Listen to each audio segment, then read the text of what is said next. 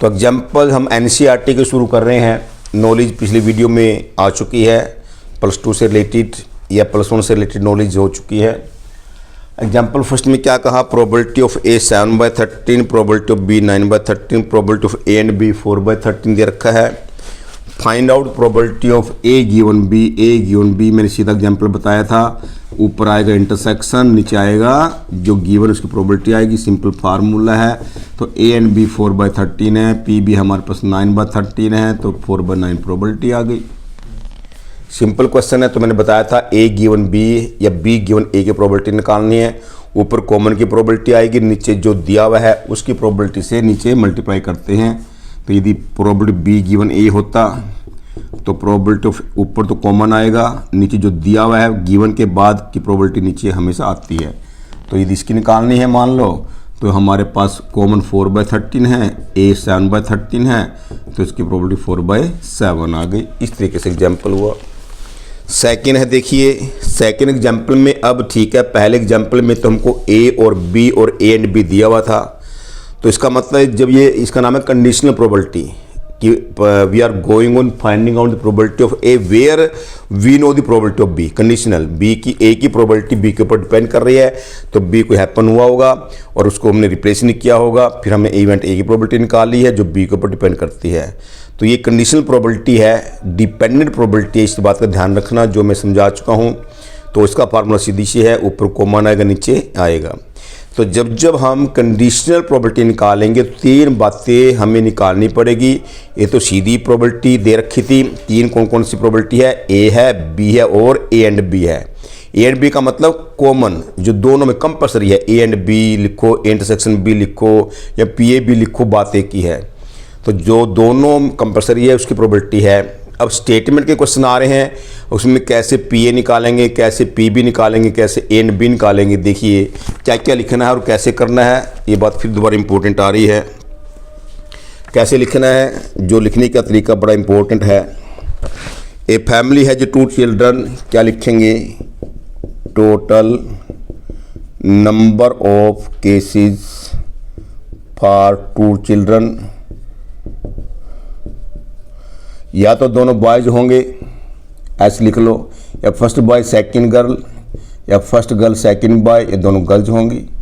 किसी फैमिली में 2 बच्चे हुए या दोनों लड़के होंगे, सीधी सी बात है, कोई रट्टा केस भी नहीं यहाँ पर भी। या पहला लड़का दूसरी लड़की होगी, अब पहली लड़की दूसरा लड़का होगा, ये दोनों लड़कियाँ होगी। किसी फैमिली में 2 बच्चे हैं, ऐसे ये तो कहेंगे हम। ये आगे ये है टोटल सैंपल स्पेस, सबसे पहले ये लिखो। उसके बाद बड़ी probability that both the children are boys, लिखो यहाँ पर। A B the event, A is the event that both the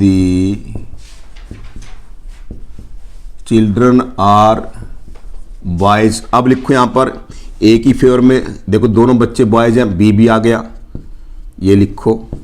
पहले ए की स्टेटमेंट लिखो, फिर ए की फेयर में कितने केसेस गए वो यहाँ से लिखा जाएगा। फिर प्रोबेबिलिटी ऑफ ए निकालेंगे, तो ये 1 ए की फेयर में गया, टोटल 4 केसेज है, 1/4 जो यहाँ पर दे रखा था ये निकल गया। अब उसके बाद सेकंड स्टेटमेंट क्या है, बार बार स्टेटमेंट को पढ़ो नहीं पजलिंग हो जाएगी। What is the probability that both the children are boys given that at least one of them is a boy. B B the event, B is the event that at least 1 is boy. कम से कम एक बच्चा लड़का होना चाहिए, कम से कम एक, ये रहा, दोनों लड़की नहीं होनी चाहिए। या तो फर्स्ट बॉय सेकंड गर्ल, या फर्स्ट गर्ल सेकंड बॉय, या दोनों बॉयज। सिंपल सी बात है। ये बी की फेयर में गया, फिर प्रोबेबिलिटी बी निकालेंगे, 3/4 आ गई। और अभी कैसे पता लगा भी क्या प्रोबेबिलिटी है ये, पहले ए एंड बी निकालो, समझाता हूँ अभी। ए एंड बी निकालो, ए इंटरसेक्शन बी लिखना पड़ेगा, कॉमन कॉमन देखो दोनों में, ये रहा ए, ये रहा बी, ये रहा कॉमन। आगे ना सेट थ्योरी की बात, ये सिंपल हो गया। ए के इवेंट है, बी के इवेंट है, या ए जो सेट है उसके अंदर एलिमेंट है, बी के अंदर एलिमेंट है, कॉमन हमारे पास बी भी है, ये लिख लिया। और ये प्रोबेबिलिटी लिख लो, ए इंटरसेक्शन बी 1/4 आ गई, टोटल में से एक ही है।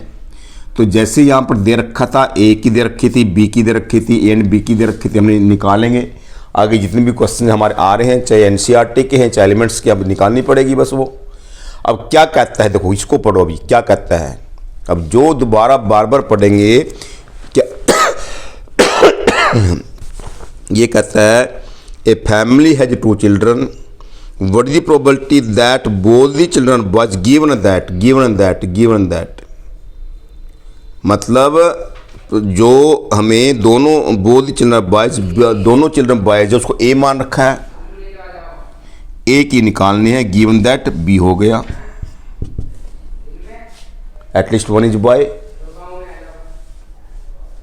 क्लियर हो गया ये कि find the probability that both the boys, तो इसकी निकालनी है given that at least 1 is boy. तो ये हमें पढ़ना है, ए किसी को मान लो, बी किसी को मान लो, तो उसके बाद हमें देखना है कि ए गिवन बी की प्रोबेबिलिटी निकालनी है या बी गिवन ए की प्रोबेबिलिटी निकालनी है। बस ये इंपॉर्टेंट चीज़ है। बाकी आगे वही एग्जाम्पल वही बन गया, फार्मूला नीचे बी आ गया, बस आगे लिख लो ये कॉमन की प्रोबेबिलिटी क्या है, 1/4 है, बी की प्रोबेबिलिटी क्या है लिखा हुआ है 3/4 है, तो 1/3 आगे, सिंपल हो गया। फिर और एग्जाम्पल देखते हैं। थर्ड एग्जाम्पल क्या आता है,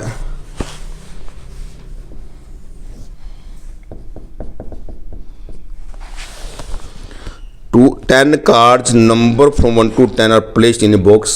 10 कार्ड्स हैं, उनके ऊपर नंबर लिखे 1 to 10, तो क्या लिखें, टोटल नंबर ऑफ केसेस, ये लिखो total number of cases of 10 cards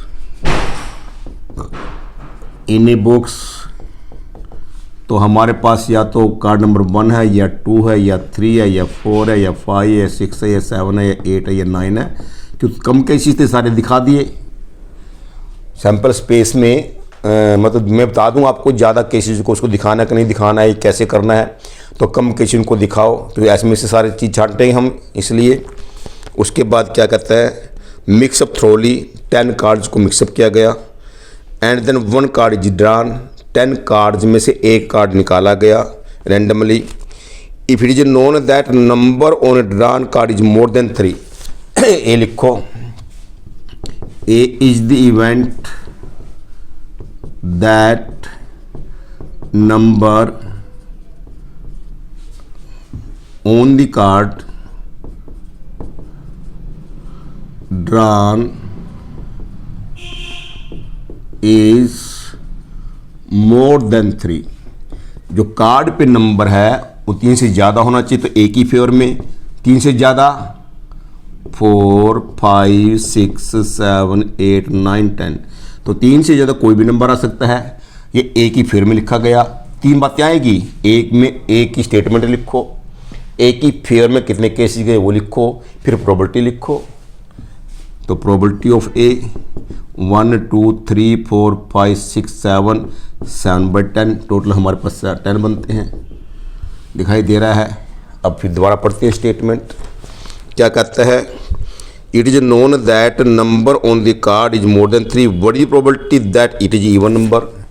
B लिखो, B is the event that card drawn is of even number.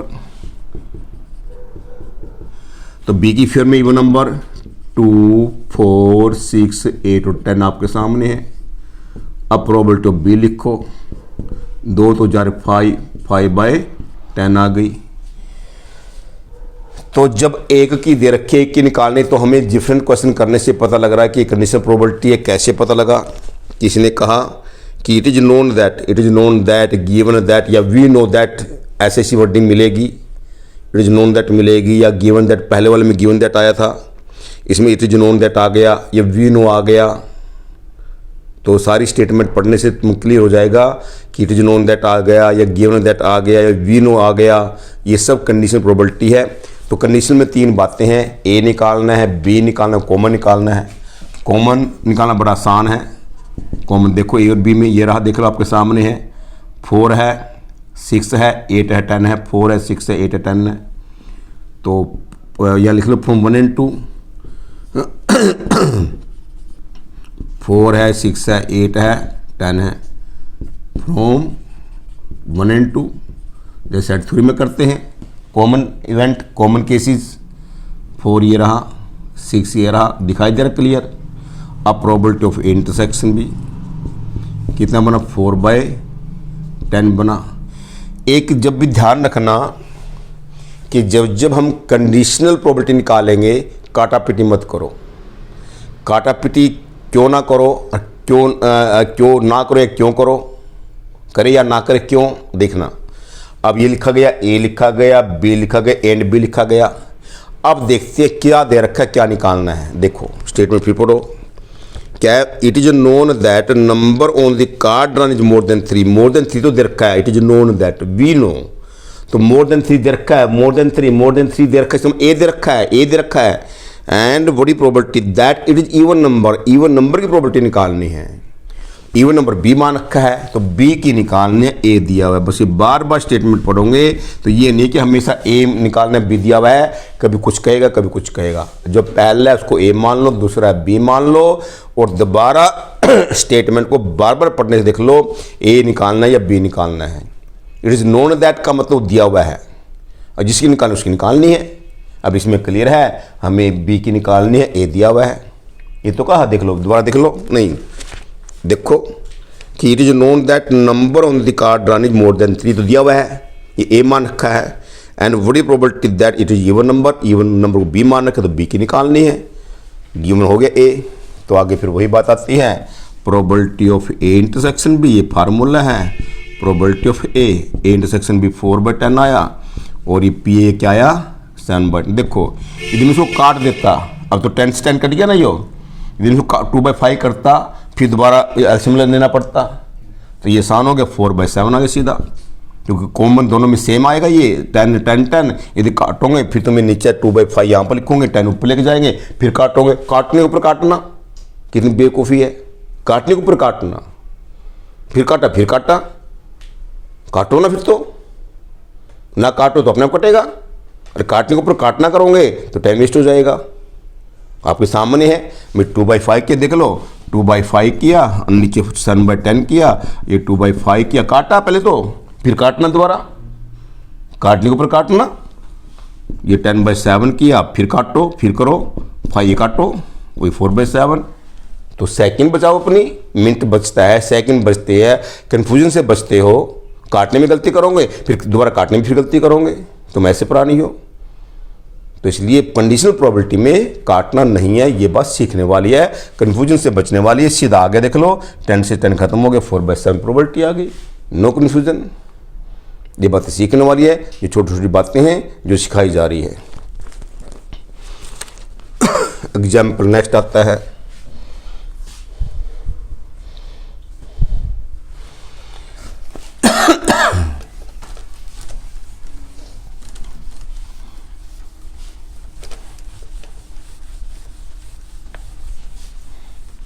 Video चल रही है।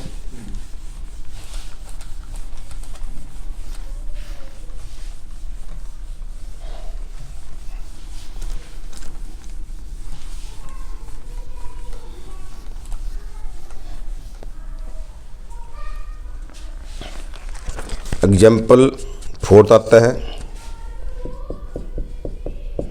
क्या है, इन a school there are 1000 students. एक स्कूल में 1000 स्टूडेंट्स हैं। ध्यान रखना, स्टूडेंट्स, बॉयज़ की बात नहीं करी, गर्ल्स की बात नहीं, टोटल स्टूडेंट्स 1000 एक स्कूल में।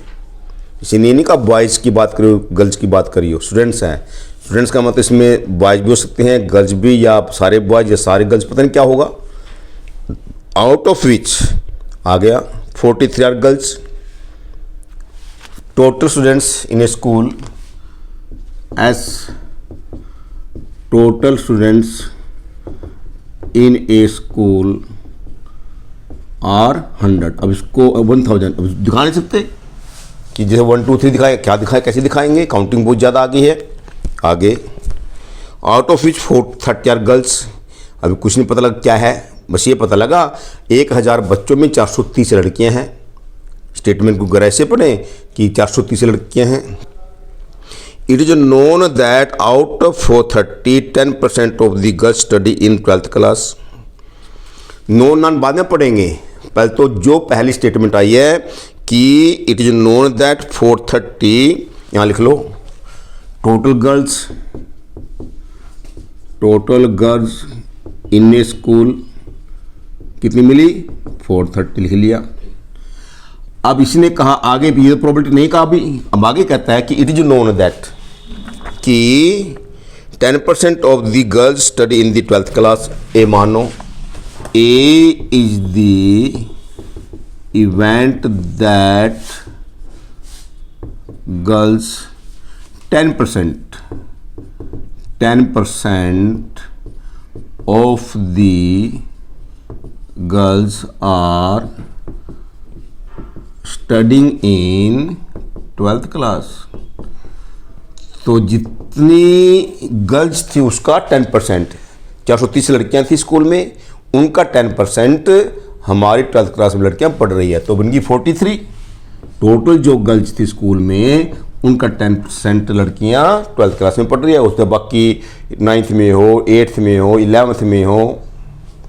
अब ए की फिर आगे 43, तो प्रोबेबिलिटी ऑफ ए क्या बनेगी, क्या बनेगी प्रोबेबिलिटी ऑफ ए?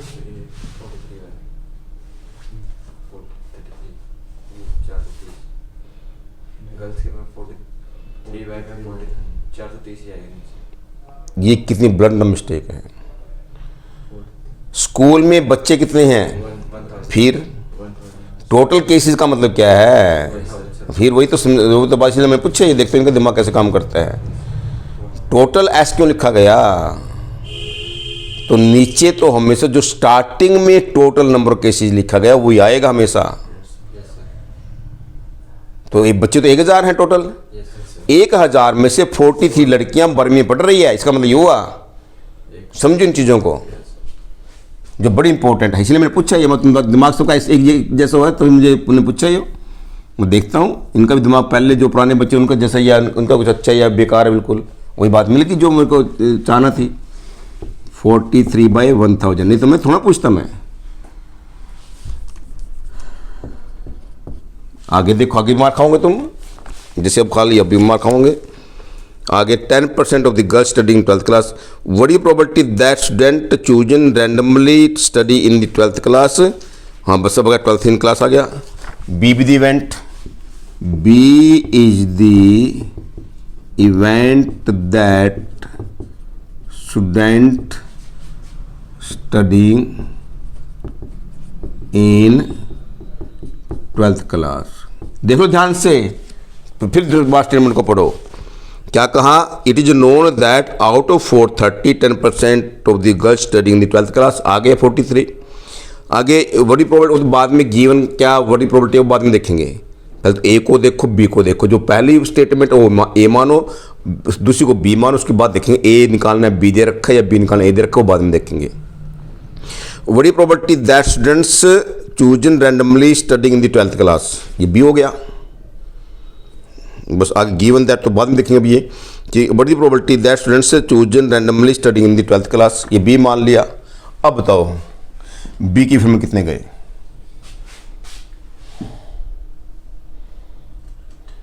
जैसे ए की फिर में 43 लिखा है, फिर बी की प्रोबेबिलिटी बाद में निकालेंगे। बी की फिर में कितने बच्चे गए, 43 में से ए निकालेंगे ना, फिर स्टेटमेंट है कि B with event that students selected at random studying in the 12th class. Sir इसमें स्टूडेंट्स है ना टोटल, इसमें गर्ल्स और बॉयज दोनों है ना सर इसमें। मुझे क्या पता, जो स्टेटमेंट है उसको पढ़ो। मैंने क्या, मेरे को मेरे घर की खेती है मेरी कि मैं कुछ और बता दूंगा कि बाजरा निकाल लो, इसमें से बाजरा बोया ही नहीं। पढ़ो स्टेटमेंट को, मैंने कहा था बार बार पढ़ो। अब आगे ना देखो, हाँ पढ़ो।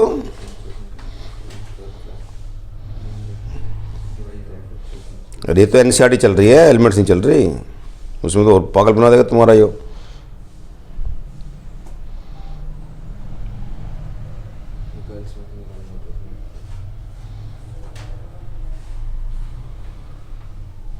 नहीं पता लग रहा ना, नहीं पता लग रहा, चलो दोबारा करते हैं। एक स्कूल में एक हैं, एक स्कूल में 1000 बच्चे हैं, उसमें से ये पता लगा 430 लड़कियां हैं, ये लिखा ना, ठीक है। It out of which 430 are girls, it is known that out of 430 10% of the girls studying in the 12th class, ठीक है। ये भी बड़ी probability that students chosen randomly studying in the 12th class,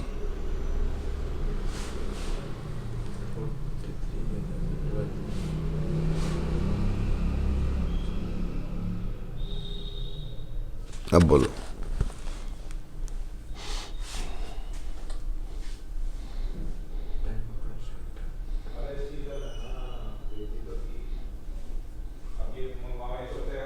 अच्छा, एक गलती तो होगी मेरे से कि it is known that out of 430 10% of the girls studying in 12th, ठीक है। What is the probability that students chosen at random studying 12th class, given that तो आगे आएगा ना, गिवन दैट हो, गिवन दैट क्या है, चूजन स्टूडेंट्स ये कर लो, अच्छा गिवन दैट ये आया, अच्छा ये मानो फिर तो गिवन दैट ये नहीं है, ये तो वैसे इधर रखा, ये तो ये आएगा ए बी द इवेंट, ये नहीं आएगा, ये गलत स्टेप हो गया, स्टेप गलत हो गया। आगे देखा ना गिवन दैट, चलो दोबारा करते, कोई बात नहीं। ये काश ने किसकी निकालने किसका दे रखा है वही ध्यान देगा हमारा। ये तो वैसे कह दिया इसने कि इट इज नोन दैट 430 में से हमारे पास 10% गर्ल्स हैं, वो लिख दिया। हाँ ये लिख लो, the girls studying in 12th class 43। अब आगे देखते हैं, what is probability that students chosen randomly studying the 12th class, A is the event that student selected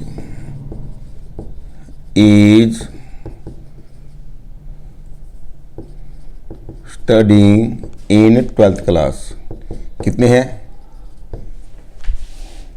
कितने गए क्वेश्चन, फिर दोबारा वही हो गया, आ गया कितने बच्चे 12th क्लास में पढ़ रहे हैं।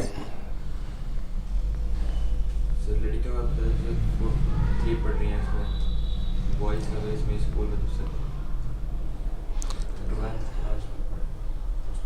12th क्लास में कितने बच्चे पढ़ रहे हैं, कि दो कहा भी इसने, दो स्टेटमेंट कही ना इसने कि what is the probability that students chosen randomly studying the 12th class given that chosen students is a girl, तो बस दो ये आगे ना स्टेटमेंट, आगे ऊपर तुम दे रखा 43। तो अब मैं पूछ रहा हूँ कि कितने स्टूडेंट्स 12th क्लास, ए है, बी के दूसरा आएगा क्या है, chosen student is a girl, वो बी आएगा, फिर कॉमन निकाल लेंगे तो बात की बात है। कितने बच्चे 12th में पढ़ रहे हैं, जब तक ये नहीं बताएंगे क्वेश्चन बिल्कुल समय आएगा, और मैं बिल्कुल बताऊँगा चाहे सारा टाइम लग जाओ। इस स्ट्रक्चर में, ओवरऑल स्ट्रक्चर में पढ़ के बार बार कितने बच्चे तुम्हें 12th क्लास में नजर आ रहे हैं पढ़ते हुए। बुक में देखा, बुक में तो अच्छा वो एलिमेंट है ना, फिर ठीक है, उसमें तो मॉल वो NCERT वो निकली हुई है, उसमें तो सोल्यूशन दे रखा ना। बताओ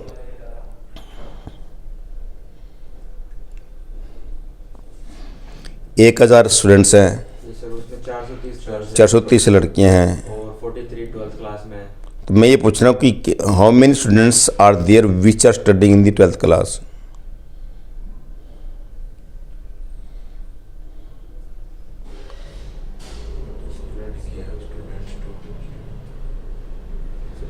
पता नहीं चला कितने प्लस 2 में पढ़ रहे हैं, फिर ऐसे तो क्यों कहीं और से लाओगे वो चीज़ जो पता नहीं लग रहा। सर स्टूडेंट बुक में क्या लिखा हुआ है, बुक क्या कहती है, बुक तो मैंने बोल दी वर्डिंग, बुक में बोल दी कितने स्टूडेंट्स 12th में पढ़े, बुक तो कह रही है, बुक ने कह दिया इतने स्टूडेंट्स 12th में पढ़ रहे हैं, हैं बोल बोल। अरे 43 तो हमारे 43 तो और कहाँ से पैदा करोगे तुम अपने आप ही, तुम क्यों जाते हो बॉयज पे, क्यों जाते हो कि विषम बॉयज नहीं पता कितने हैं जी बताओ। फिर अरे स्ट्रक्चर में जो सामने तो हमें 43 तो नजर आए बस, और कहाँ से पैदा करें अपने आप ख्यालों को क्या लिख देंगे, ठाक है। तो इधर मैं कहता जो लिखा उसको पढ़ो ना बार बार। हमें केवल नज़र 43 तो आ रहा है, और बॉयज़ का कहाँ पैदा कर दिया हमने, सीओ अपने आप ही विचार कर रहे हैं, लिख दो अपने आप ही 2 शब्द। बॉयज़ और फिर कहाँ इसमें स्ट्रक्चर में ये तो नज़र 43 हैं जो 12th में पढ़ना चाहिए, बॉय जो चाहे गोली मारो उसको तो 43 ए की प्रोबेबिलिटी, समझिए अभी चीज़ों को। नीचे क्या आएगा, टोटल आउटकम कितने, 1000। हाँ कभी 43 बना दो, दिमाग खाओ मेरे से। B is the event that selected student is a girl. और ये सारे के सारे ऐसे मारे थे पढ़ाने वाले भी, वो गलतियाँ करवाते हैं बच्चों को, कुछ नहीं पता, रट्टा पसंद करवाते हैं बस। वो कन्फ्यूजन होते हैं, चलो बेटा कल को कराता हूँ, जो आंसर नहीं मिलता है चलो बेटा कल को बताता हूँ मेरी, ये फिर वो रट्टा पसंद करते खुद भी। ये तो एनसीईआरटी पढ़ाने वाले बता रहा हूँ, ट्यूटर की बात बता रहा हूँ, स्टूडेंट से दूर गए। अब बताओ कितने हैं बी की फेवर में,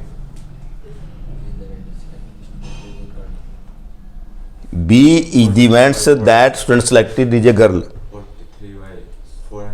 प्रोबेबिलिटी तो निकाले, तो बी के फिर में किसी निकाल रहे हैं, प्रोबेबिलिटी बात में आई, जैसे बी की फिर ए की फिर में निकाले, फिर प्रोबेबिलिटी निकाली, बी की फिर में कितने कैसे गए,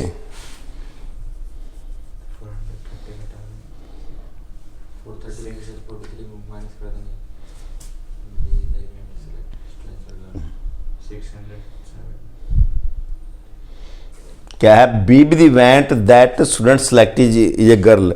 गर्ल कितनी है, 43 है, 43 है। 433। फिर कहाँ घूम, फिर कहाँ चले गए, बताओ। सिंपल सी बात है, क्वेश्चन कहता है I am simple, I am possible, कहता है we are not possible, it is impossible. और जबकि इम्पॉसिबल खुद कह रहा है आई एम पॉसिबल, तुम आई एम पॉसिबल को इम्पॉसिबल बना रहे हो। लड़कियां दिखने कितनी हैं, फिर यहाँ पर स्टूडेंट दिखने कितने 12th में 43 से लिख रखा है स्पेशल, लड़कियां 30 है स्पेशल लिखा हुआ है, फिर भी नज़र नहीं आ रहा, कुछ भी नज़र नहीं आ रहा। आंखें हैं, लाइट है, परमात्मा फिर भी नज़र नहीं आ रहा। परमात्मा कहाँ है, तू है, तू सामने है मेरे, तो सामने आ गया। बी की प्रॉपर्टी क्या आएगी, हाँ 1000। अब ए एंड बी क्या लिखे हैं, वहाँ तो है नहीं कि सेट थ्योरी में, जैसे वहाँ तो पिछले क्वेश्चन में लिखा था भाई ए और बी कॉमन निकालने था, और लिखना पड़ेगा क्या, देखो A and B is the event that selected student is a girl and also क्या बताओ, क्या लिखूं, दोनों में कॉमन क्या आएगा, स्टूडेंट्स लड़की भी है और 12वीं भी पढ़ रही है, and studying in 12th class, ये तो कॉमन है भी, वो लड़की भी ये भी दोनों। ये सेट थ्योरी होती फिर तो कोई दिक्कत नहीं, कॉमन निकाल लेते, एंड आएगा, वो लड़की भी 12th है। अब बताओ कितनी है probability of A and B, यहाँ कितनी लिखूं, वो लड़की भी है और 12वीं क्लास में पढ़ रही है, और लिखा सब कुछ बोर्ड पे है, वो लड़की भी है 12वीं क्लास में पढ़ रही है, वो लड़की भी है 12वीं क्लास में पढ़ रही है, वो लड़की भी है 12वीं क्लास में पढ़ रही है, हैं? देखो मैं ये वर्डिंग बोल रहा हूँ, नज़र मारो कि बोर्ड पे लड़की भी है और 12वीं पढ़ रही है, कहीं लिखा हुआ देखो, कहीं लिखा हुआ है लड़की भी है और 12वीं में पढ़ रही है, कि गर्ल्स स्टडिंग इन, गर्ल्स भी है और 12वीं क्लास में पढ़ रही है, या ये कह लो girls studying in 12th class. दिखाई दिया कितनी है, फोटो में कहीं लिखा हो कि गर्ल्स स्टडिंग 12th क्लास, नहीं दिखाई दिया, कितने हैं, बोलता नहीं, जान के पता नहीं मारेंगे दला के। 43 फिर ये बोला गर्ल्स स्टडिंग 12th क्लास, 43 है सर। तो फिर बताओ कंफ्यूजन क्यों, मुझे तो पहले तो ऐसे लगते थे दिमाग, वक्त में बच्चे खा जाता था, पी जाता था क्लास के अंदर। हाँ तो मैं छोड़ रहा हूँ ये, तो ये तरीका निकालने का। फिर अब देखो आगे ना ए भी निकल गया, बी भी एंड बी भी। अब देखो क्या कहता है यो कि वडी probability that students is studying 12th class. 12th की निकालनी है 12th की निकालनी है। और गिवन गर्ल्स दे रखा है, गिवन गर्ल्स है, ये 12th की निकालनी गिवन गर्ल्स है, 12th की निकालनी गिवन गर्ल्स है, तो ए की निकालनी है, बी दिया हुआ है, बार बार पढ़ो उसको, कोई गलती कर बैठो तो ए इंटरसेक्शन भी आ गई, फार्मूला बन गया कॉमन 43/1000, पी बी 430/1000, 1/10 आ गया आंसर। फिर ये क्वेश्चन था, बड़ा सुंदर साफ सुथरा क्वेश्चन था, तो ये सुनने वाली बात है।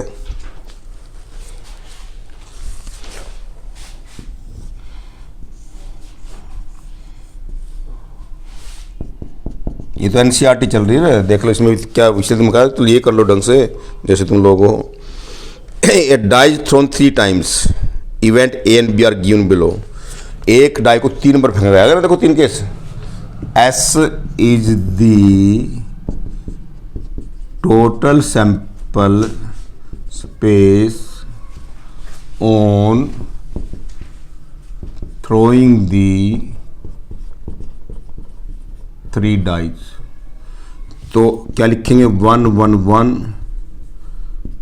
1 1 2 1 2 1 2 1 1 एंड सो ऑन 6 6, क्योंकि यदि 32 थे तो हम पूरे 36 को दिखाना मुश्किल था, तो 2 1 6 बने, कोई दिक्कत नहीं। चलो, और एयर भी चाहे कितना भी बड़ा हो, एयर भी हम पूरे इवेंट्स लिखने पर, ताकि सेट थ्योरी से हम कॉमन बता पाएँ। यदि एयर भी पूरा नहीं लिखेंगे तो हमको कॉमन कितने आएंगे ए एंड बी में नहीं पता, जब हमारे सेट थ्योरी बनता है। तो ये तो सेट थ्योरी नहीं बना था, यहाँ तो सिंपल हमें काउंटिंग करनी पड़ी, तो ये तो सेट थ्योरी बन गया। देखो ये एलिमेंट नजर आए सारे सारे, इसमें एलिमेंट हमने नहीं लिखे थे, तो ये सेट थ्योरी बन गया। तो अब इसमें एयर भी पूरा लिखना पड़ेगा, ताकि डायरेक्ट हम कॉमन निकाल सके उसमें से। यदि एयर भी पूरा नजर नहीं आएगा, कॉमन कैसे पता लगेगा? जो पिछले किया था ना, बॉयज गर्ल्स, गर्ल्स बॉयज में तो कॉमन पूरा ए था, पूरा एस था, फिर पूरा ए था, पूरा बी था, उसको कॉमन निकाले थे फिर हमने उसमें से, वहीं से देखकर। क्या है, कहता है 4th throw on 3rd die, A B the event, A is the event that 4 throw on 3rd die. तीसरी डाई पे 4 होना चाहिए, ये तो कहा इसने। 3 डाई को थ्रो करने से A B the event 4 on the 3rd throw, तीसरे थ्रो पे 4 होना चाहिए। या कुछ और बोला इसने? ये बोला ना, तीसरे थ्रो पे 4 होना चाहिए, इसका मतलब पहले 2 थ्रो पे कुछ भी हो सकता है। अब लिखिएगा इसने लेंथी क्वेश्चन, कैसे लिखें देखिए। 1 1 हो सकता है, 1 2 1 3 1 4 1 5 1 6, 2 1 2 2 2 3 2 4 2 5 2 6, 3 1 3 2 3 3 3 4 3 5 3 6, 4 1 4 2 4 3 4 4 4 5 4 6, 5 1 5 2 5 3 5 4 5 5 5 6, 6 1 6 2 6 3 6 4 6 5। पहली 2 थ्रो पे कुछ हो सकता है, 4th थ्रो पे, 3rd थ्रो पे 4। अब लगा दो यहाँ पर, ये लगा दो बस, हो गया सन। तीसरे थ्रो पे 4 हो गया ना, हो गया सन। लिखना भी आसार लिख दिए, नहीं तो हम 1 1 4 लिखते ना, कितना लेंथ हो जाता है, यो पजलिंग हो जाती। फिर ये बातें समझने वाली है, क्वेश्चन तो कितने सारे इजी बनाए जाते हैं, और अटेंड करोगे समझोगे तभी इजी बनते हैं, तभी सीखते हैं। ये बाद में डाला, नहीं इकट्ठा डालते ऐसे तो बड़ा पजलिंग हो जाता। तो ये बन गया हमारा ए इवेंट। कितने बने के सी? 36 बन गए। तो प्रोबेबिलिटी ऑफ ए क्या आ गया? 36 बाय, काटा नहीं है, कभी काट दो। बी क्या है? 6 on 1st 5 on 2nd, B B the event,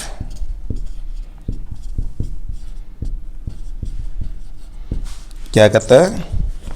6 on 1st 6 on first and 5 on second. बताओ क्या बनेगा बी की फेयर में? 6 हाँ, 5 आगे तीसरे में 1 कुछ भी आ सकता है। हाँ कुछ भी आ सकता है, बस पहले तो फिक्स हो गया ना, Yes, sir. या 1 आएगा या 3 या 6 आ जाएंगे इसके। या आ गया, हो गया ना आसान ये। Yes, sir. तो अब कॉमन निकाल लो, कॉमन आसान हो गया दोनों में, पूरा ए लिख दिया पूरा बी लिख दिया,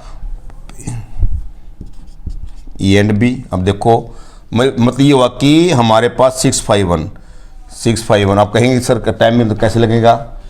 651 तो हमने सर ये बी कितनी मिलेगा ना, ए इवेंट अभी बी इवेंट मिलेगा क्या, सर इवेंट ए में 36 बाई। अब बी की निकाल दो, कोई बात नहीं, यही तो लिखे, ये तो कोई बात नहीं, ये तो लिखा गया। अब कॉमन निकालें 6/216, ठीक है ना।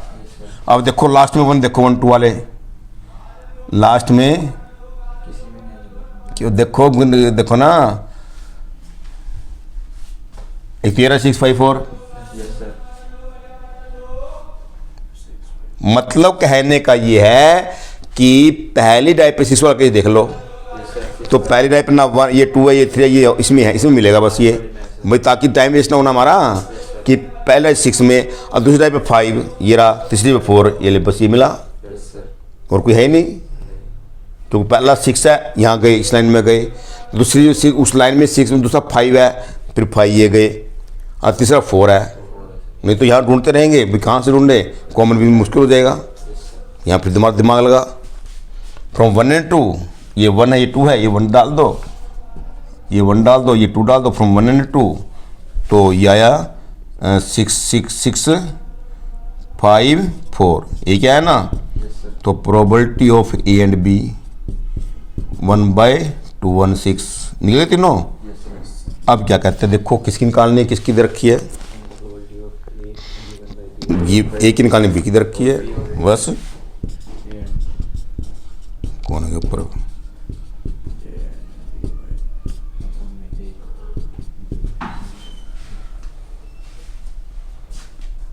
बोलो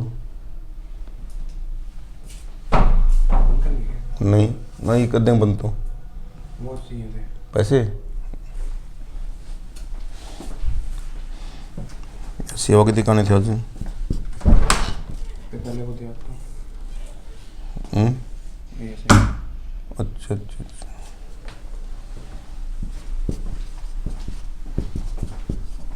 ये आंसर आ गया।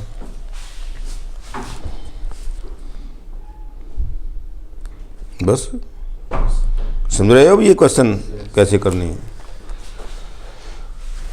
आसान है समझाना प्रोबेबिलिटी भी, लेकिन ये तो अभी एनसीईआरटी चल रही है। हाँ और नॉलेज दे दी पहले, नहीं दी मैं स्टार्टिंग से करता नहीं शुरू करता, कितनी दिक्कतें आती।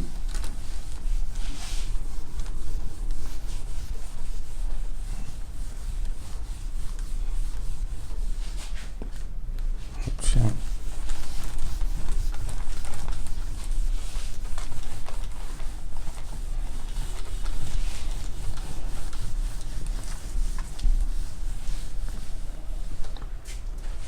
कितनी वीर होनी है,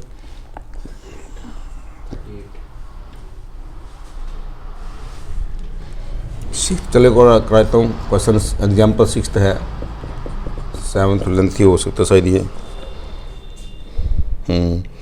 ए डाई थ्रोन ट्वाइस आ गया ना अभी, ये टोटल सैंपल्स पे थ्रोन 2 डाइज 1 1 1 2 1 3, चलो ये तो 6 6 ले लो, ए और बी को लिखना बहुत जरूरी है।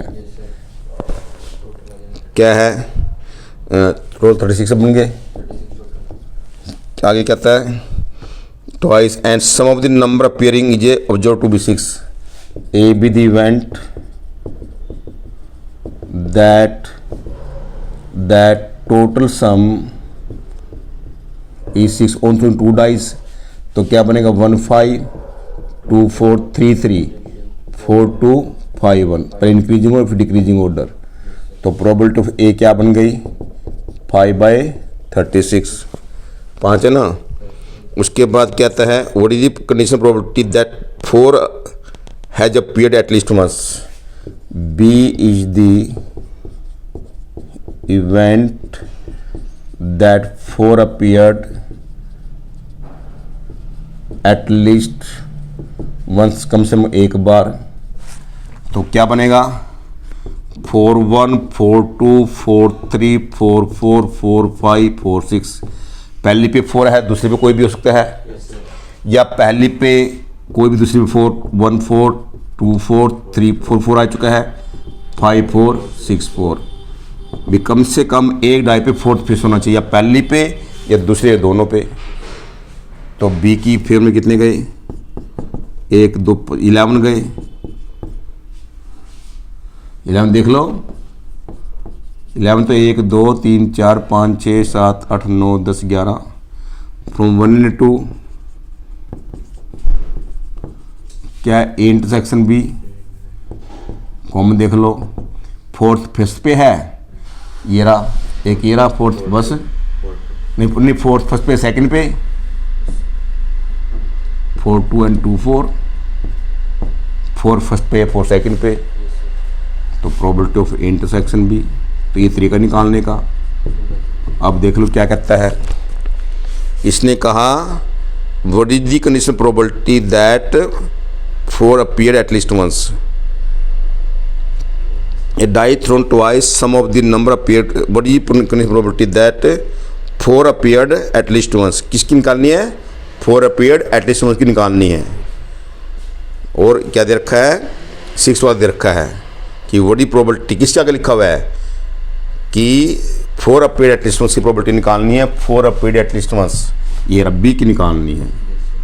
गिवन ए हो गए, it is given that, it is known that, या गिवन दैट, वही बात मैंने बताई थी। बस ये देखना है, क्लियर है ये बात है। ए की प्रोबेबिलिटी 5, आंसर देखो इसका, चेक करो कोई बोलते ना हो। 2/5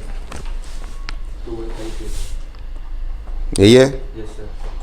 चलो ये लेंथी है, नेक्स्ट वीडियो में कराऊंगा उसको।